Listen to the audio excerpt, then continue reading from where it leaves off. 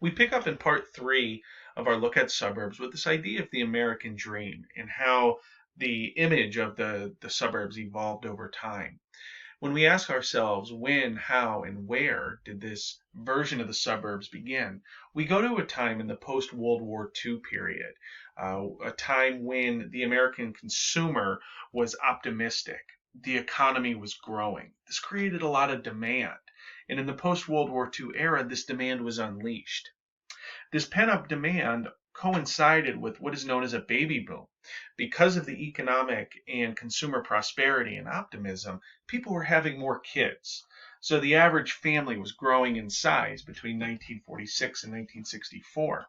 This increasing family size led to the demand for new amenity bundles, single family homes, yards, new neighborhoods, new schools. So the suburbs began to change. This demographic and economic shift, coupled with the mass production of neighborhoods and the 1956 Highway Act, which invested 1/3 of the federal government's budget into highways, created the perfect recipe for the suburbs as we begin to know them in the 20th and 21st century. This American dream was targeted towards the middle class. The financing and subsidized mortgage policies helped promote and make homeownership attainable for a large segment of our population. And people were building new communities. They were building this new sense of belonging by sharing this experience and this new suburban frontier with other individuals in similar circumstances. Now, we need to recognize that while the middle class overall was targeted for this American dream, because of certain policies that we'll revisit later, a large segment of our population, particularly minorities, racial and ethnic minorities, were not permitted to engage in this suburban boom. The mass production of suburbs led to what, again, is known as a narrow market. A narrow market is a development, suburban development that's targeted for a very limited subsection of our socioeconomic um, class. Really looking again at that middle class. The American dream was part of a much bigger marketing campaign. As you can see on the slide in front of you, this image, things money can't buy. You see the smokestack and the industrial city left behind as people look to connect with the positive attributes of nature and space. You can see the church in the background. You can see the Cape Cod homes behind the family with the white picket fence along the tree-lined street, the nuclear family with the son and daughter, right? This was the portrayal. This is what it meant to be part of the American suburbs in the mid 20th century. You were middle class. The suburbs were being developed on the urban fringe, so we were physically expanding outward as our population grew. We were experiencing a relatively homogeneous setting, right? Primarily white Protestant families, nuclear families, much different than the suburbs that we recognize today. Again, that idea of a narrow market where this lifestyle was targeted to the middle class. And over time, we recognize that this portrayal included a highly segregated nature, and that African Americans in particular were cut out of this American dream in the mid 20th century. Now, that changed later on in the when we reached the 1970s and moved into the 21st century. But early on, this American dream was primarily the marketing idea of a very segregated place. The image here shows the transitioning role of women in the new American dream. This insert in a magazine you can see on the left-hand side celebrating women returning from war, returning from World War II. And then on the right-hand side, showing that transition from being part of the active military into serving a new role at home, welcoming your husband when he arrives home from a hard day at work with the beer ready to go. Again, something that is a little bit out of touch in 2020, but something that was part of a much bigger movement happening in the mid 20th century. The American dream meant the good life. That idea that you've probably heard about, keeping up with the Joneses. The idea that you've arrived financially. You're able to earn enough money to purchase a home, purchase a little bit of America. The image on your screen shows a typical 1,000 square foot suburban residence, part of this American dream. The image on the right further defines what it meant to be part of suburbia. Right, the woman is at home with her daughter on the phone while the husband is coming home from work with his son. The incorporation of Howard's restorative nature from his Garden City plans, the idea that green space, open space, was good for the soul, uh, created this dichotomy with the suburbs that they were opposite of the city. The city is a moral wasteland, and that outsiders and this fear of other grew this xenophobic approach to cities or attitude towards cities, as the suburbs were a place that were better, that they were morally superior to what we would find in the cities.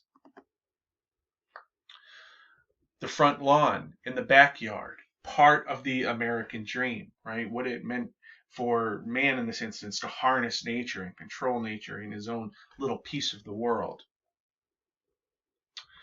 While many of the gender norms have been overturned over the last 50, 60, 70 years, we do see some consistencies with how our American dream and suburbs are marketed. Now, I'll give you a moment here to pause and read what this quote suggests about living in the suburbs.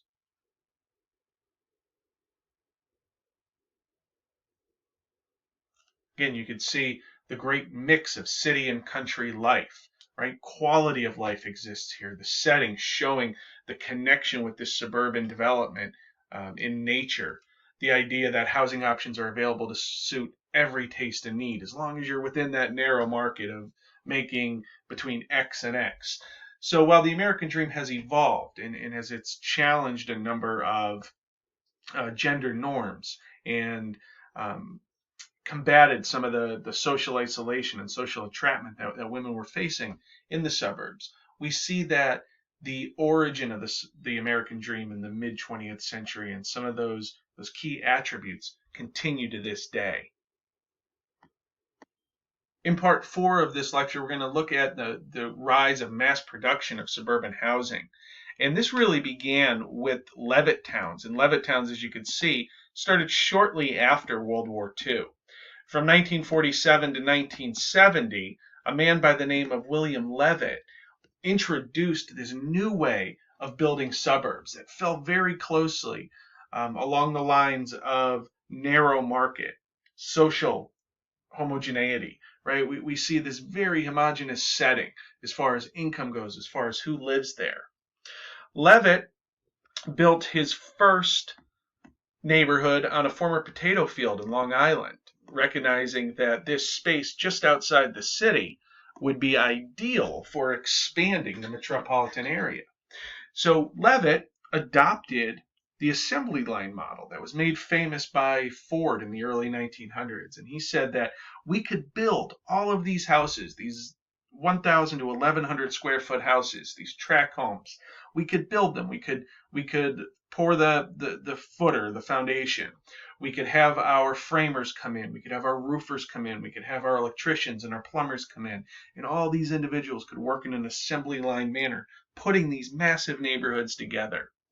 He also found that the policies, the mortgage subsidies that were in place, the FHA and the VA, which we'll revisit later, were the key financing mechanism for getting people into his Levitt towns.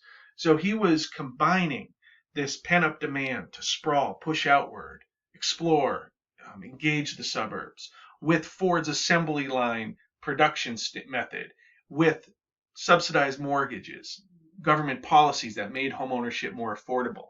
So all of these forces came together, and Levitt quickly expanded the suburbs. He recognized that this is going to work great in a place outside of New York, in a place outside of Philadelphia.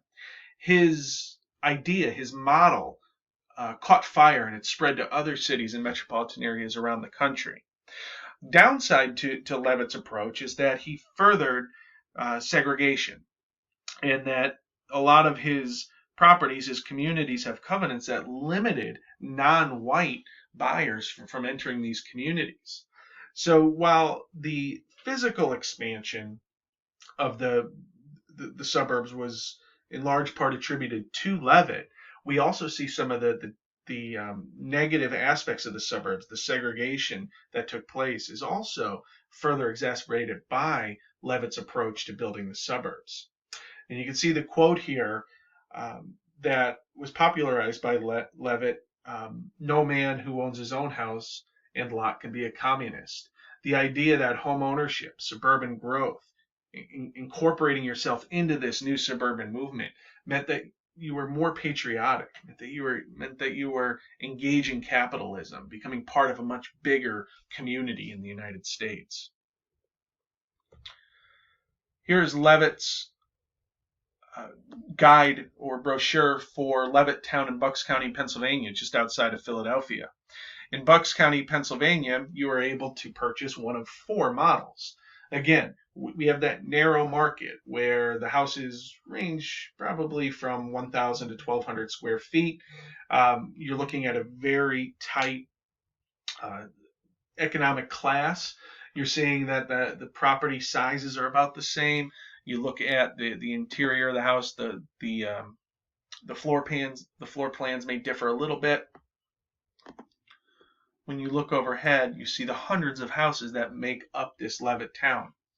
Again, when we talk about Levittown, we need to recognize how it encouraged the physical expansion of suburbs, focused on that narrow market, promoted that social homogeneity that highlighted the American dream in suburbs at this time. We look at the location of the other Levitt towns, and we see, again, his original Levitt town on Long Island, and then we see a Levitt town in New Jersey and one in Pennsylvania on both sides of the Philadelphia metropolitan area. This image from 1960, again, reflects that demand to be part of the American dream. How can I get into Levittown? And you see when Levittown opens up, the number of people waiting to get in. These were very popular movements, very popular developments. Everybody wanted a piece. Again, that push to escape the declining physical conditions in our cities, to get space, to grow your family. All of this energy was built up in the 50s and 60s. Inside, the homes were pretty standard. You can see the relatively open floor plan. The living room, which was promoted as a place for families to gather, spend time together. The kitchen, which again was marketed to women, not unlike what we find today with a lot of our marketing. While our gender roles have certainly transitioned, about half of our workforce today is women, we still see a legacy of this mid-20th century suburbanization when women are the target for new design, for how to utilize the space, for how to best realize the importance of those spaces within the house. So again, while we've made a tremendous amount of strides, some things do reflect the mid-20th century idea of the American dream and the growth of suburbs. Another example of the adoption of Levitt's approach took place in Lakewood, California. Lakewood, California, as you can see highlighted here in the map, is within the Los Angeles metropolitan area, just southeast of downtown Los Angeles.